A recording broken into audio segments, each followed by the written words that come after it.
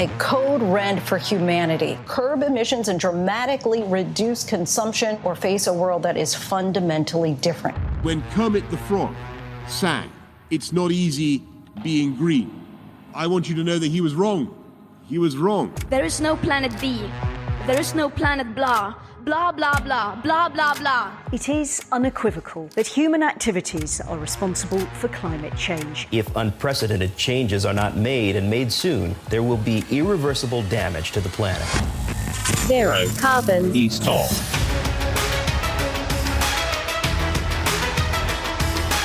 Hello and welcome to Zero Carbonista Series 3, The Sky's the Limit. I'm Ian Collins and this is the UK's #1 environment-based podcast. If it's green-related, it's in. Our man with his trusty torch of truth, shining a light onto all matters in this area, often coming to the precipice of exasperation, but somehow always clawing it back and remaining optimistic in the process. He's the green environmentalist and green entrepreneur, Dale Vince. Morning, Dale. Love it. Morning, Ian. How is that torch? That's all right. I've got like rechargeable batteries, so, it dims every now and then. It never goes out. Not completely. I like it. Not completely. Let's start with this, because this kind of comes under chapter 476 of Tell Us Something We Didn't Know. The World Meteorological Organization scratching their heads, really, thinking how much more evidence does the world need about climate change in order for someone to actually do something about it in a serious manner rather than tinkering? Yeah, you made me think they're scratching their heads while world leaders scratch their asses, right? That's what you made me think. And at the heart of this story, they're saying there are 4 big measures by which we're failing absolutely. Greenhouse gas concentrations in the atmosphere have never been higher. The rate of sea rise has never been higher at nearly 5 millimeters a year. It's doubled what it was 20 years ago. It's gone up 100 millimeters since the 90s, right? Wow. Maybe that doesn't sound like a lot, but it is.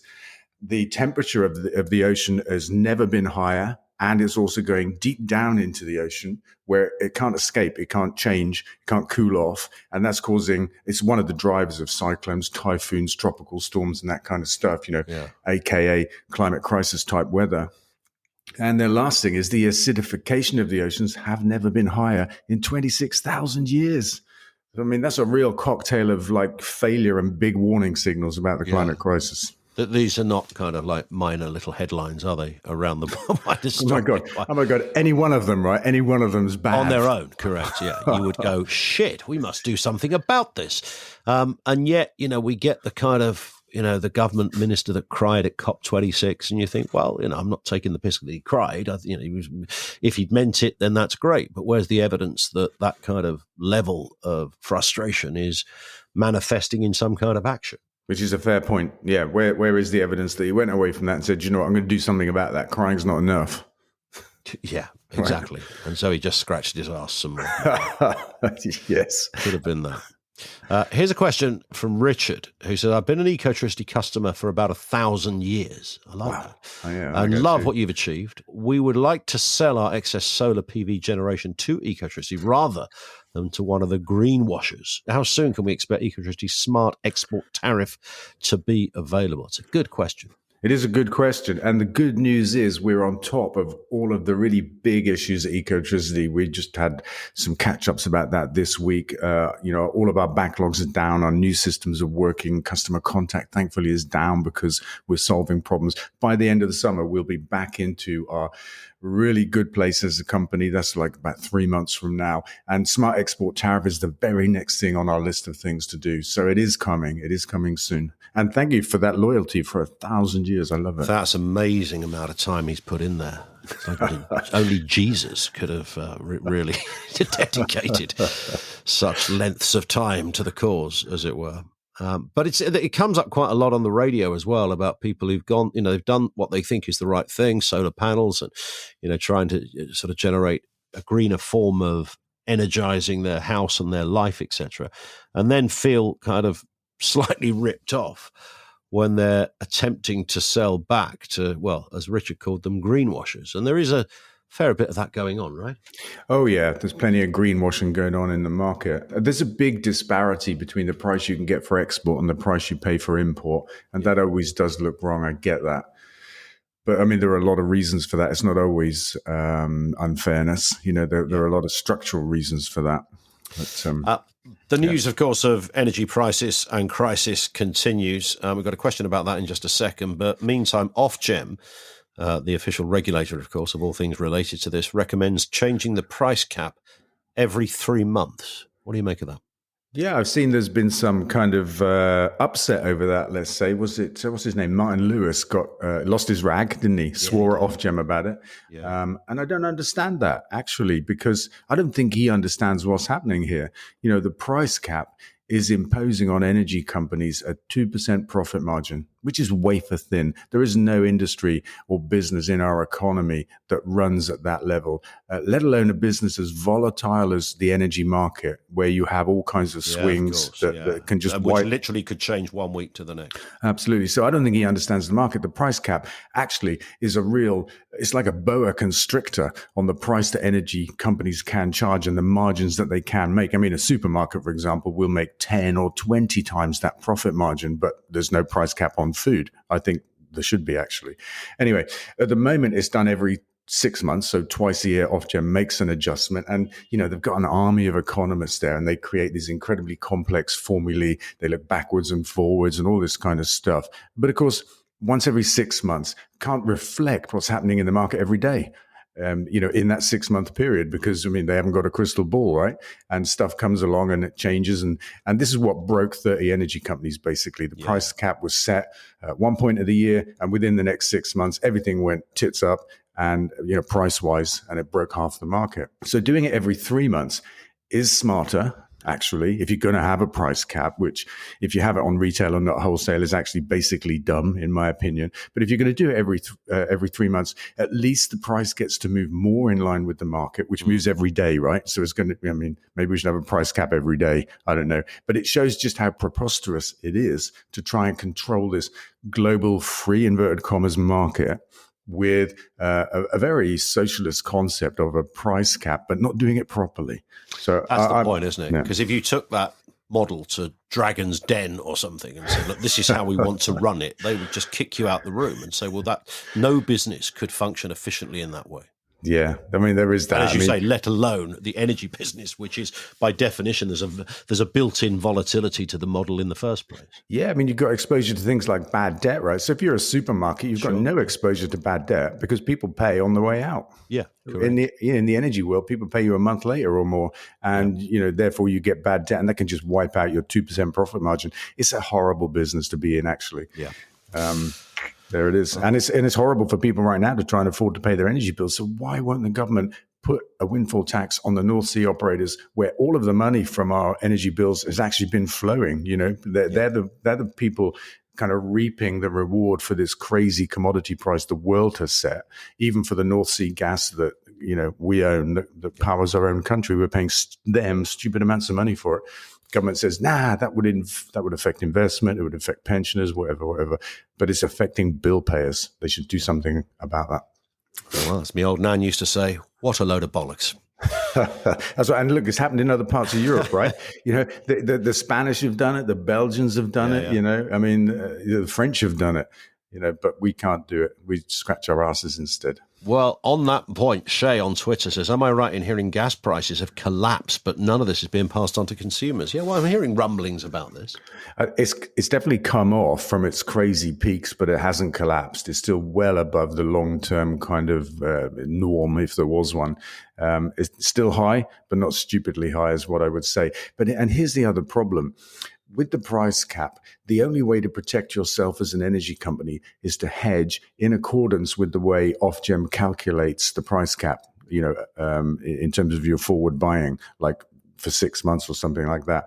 So if you do that to protect yourself and then prices change up or down, you're protected from the up, which is a good thing. But when prices go down, people want it cheaper, but you've already bought it at that price. You can't sell it cheaper until the next time you need to hedge. At least with a 3 monthly review, that can change more quickly. Sure. So I would say to Martin Lewis, actually, what this means, the 3 month review, is the prices can go down sooner than they can with a 6 month review. Here's an interesting headline. A new 1 year delay at UK Hinkley Point nuclear plant. This, of course, is the big EDF project down there in the southwest of England. It's already cost an absolute fortune. It's already delayed, and now it's going to cost more and be delayed further. Yeah, and it's like, this is the news we're used to hearing about nuclear power stations, right? It's already 10 years late and billions over budget. Total cost now is estimated to be £23 billion. An incredible sum of money. And I was doing some rough kind of fag packet calculations in my head. I've got a fag packet in my head. And, I reckon we could build enough wind energy for that 23 billion to power the 30% of our country, right? Hinkley's going to do 7%. We could do it with wind energy, 30% for the same money. Oh, and by the way, it wouldn't be 10 years late. We could do the whole thing in 10 years. Hinkley's been going on for probably a quarter of a century. Yeah. Question from Martin, who's emailed, how many applications have you received already for head coach for Forest Green? Well, I don't know what the club has had. I've had like probably a half a dozen emails from all kinds of people, let's say, that are interested in the job. But we're taking a different approach because of our circumstance, because it's come just at the end of a season. The window to the new season has been shortened by the World Cup this year, so the new season starts sooner. We've got less time to move. We're going to have a quicker process. We've identified the person that we'd like to offer the job to, and we're just waiting for permission from his club to talk to him. Which is the proper way to do things, by the way, isn't it? To contact the club. Yeah. Not to bring that up again, but that is the way to do it. Patrick Vieira might be available, of course. Oh, didn't know. You see this? No, I haven't seen that. He had a bit of an the Palace manager had a bit of an altercation with a supporter during a pitch invasion. Oh, they've just been relegated, have they? Yeah, well, it wasn't good, but it was the Everton match. And I think he was being taunted. Well, he was being taunted quite badly. Did he do a Cantona? It was a bit that, actually. It was but just one. At least Cantona used two legs, didn't he? It was a full scissor kick. But this was just kind of one-legged. But maybe he's not got the right kind of temperament for us then. Or maybe he has. It's not what you want, is it, really? The pressure piles on as you move up those leagues, Dale. Yeah. Here's another one. Decommission. Now, this is interesting, based on the back of what we've just been talking about. Decommissioning nuclear power stations cost soars to 23.5 billion, which is, by a wonderful piece of synergy, is the same cost that it takes to build one of the darn things. It's spooky, isn't it? Another 23 billion. So put the two of them together, and my 30% from wind energy becomes 60%. That's true. Oh my God! And it collective impact. It just shows you how little we need relatively to get to 100% green energy. Actually, we were already at 40%, so we only got to build 60 more, right? We could do it for about 50 billion quid, which pre the crisis, the energy crisis, was the amount of money we spent on fossil fuels to bring them here and burn them every single year. So a 1 year budget would take us to 100% green energy. I mean, what better way to spend the money rather than something that's single-use fuel and you have to buy it every year, spend it once on renewable energy, once.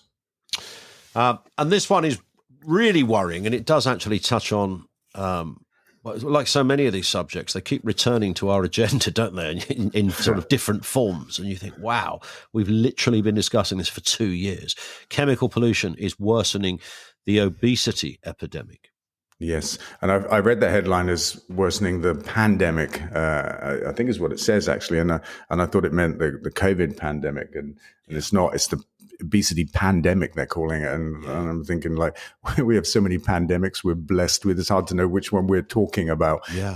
But this is the one that says by 2040, 40% of Britons will be obese. And the scary finding in this story is that chemicals in plastics are altering our genes to make us fatter or to make it easier for us to gain weight and harder for us to lose it.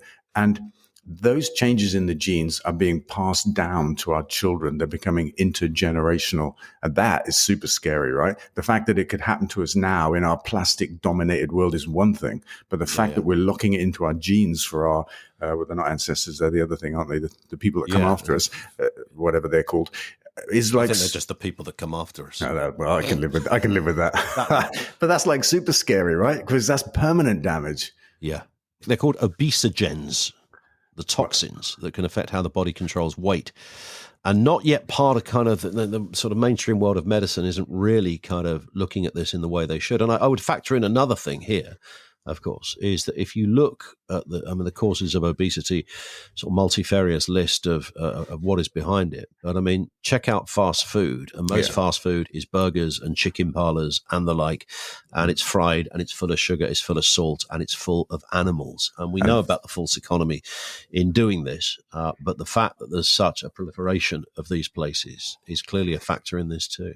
Yeah, sugar, fat, and salt, right? The mainstays of all processed food. And it's been going on for decades, and the government will not regulate it. And they must. They have to. And as you say, these places are springing up everywhere. And the adverts for them are all over sport, of course. You know, McDonald's and Coca-Cola, dominate international football competitions, which is wrong and should change.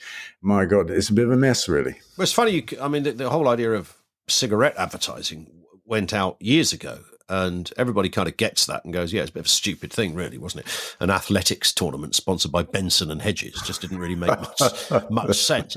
And yet we somehow have failed spectacularly to apply the very same quite obvious intelligent logic to fatty foods and grisly diets that clearly can only take you in one direction ultimately. Yeah. And I think, it's often about lobbies that prevent change. The tobacco lobby managed it for a very long time. Yep. I mean, there was a time when tobacco companies advertised their products as healthy, for example, and that gradually changed as the evidence became overwhelming. Fossil fuel companies have been denying the climate crisis for a very long time. They don't do that now. They just talk about the transition that we need to take 100 years over or something. Yeah. And, it's been obvious that our food is killing us for a very long time, but we aren't doing anything about it yet. And I do think that we should put health warnings on animal products, Yeah. Like we do with tobacco. Say, look, this stuff kills you actually. And here's some pictures of, what it can do to you. Yeah. That's a basic fair approach because people are otherwise lacking information. They think if it's in the shops, it must be okay. And a final question from Janet on Facebook. Dale, any more news on your Ministry of Education? I think we've just heard a lecture from your Ministry of Education. It sounded great. Did it? I'm in the class. Oh, the Ministry of Eco-Education, absolutely. Well, look, there's not a lot of news. I had a catch up this week. We've got 15 schools now running our primary school curriculum. It's a whole school curriculum with sustainability woven into every single topic. We've got another 10 waiting in the wings, and we're aiming to have 100, I think it was, 1,000 by September to start the new school year. And now we're looking to develop a secondary school version of the primary school thing. By the time the government comes to look at this in 2 years' time to think about if they need to do something, we'll have it covered. Perfect.